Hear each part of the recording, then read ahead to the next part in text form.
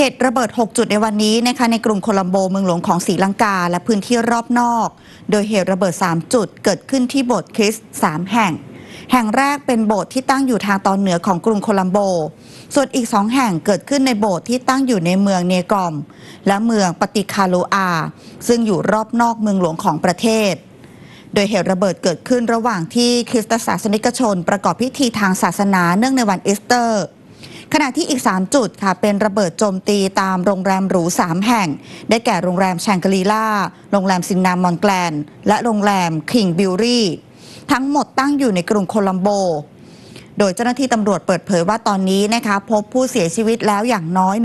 137 รายมีผู้ได้รับบาดเจ็บอีกอย่างน้อยกว่า200 คน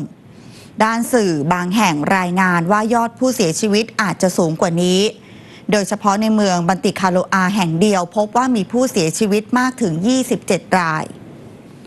ขณะที่ประธานาธิบดีศรีลังกาออกแถลงการเรียกร้องให้ประชาชนอยู่ในความสงบและให้ความร่วมมือกับเจ้าหน้าที่ในการสอบสวนอย่างไรก็ตามยังไม่มีกลุ่มใดออกมาระบุว่าอยู่เบื้องหลังเหตุโจมตีในครั้งนี้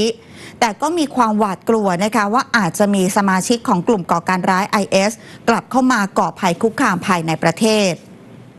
ทั้งนี้ประชากรส่วนใหญ่ของศรีลังกานับถือศาสนาพุทธมีเพียง 6% เท่านั้นนะคะที่นับถือศาสนาคริสต์นิกายคาทอลิกค่ะ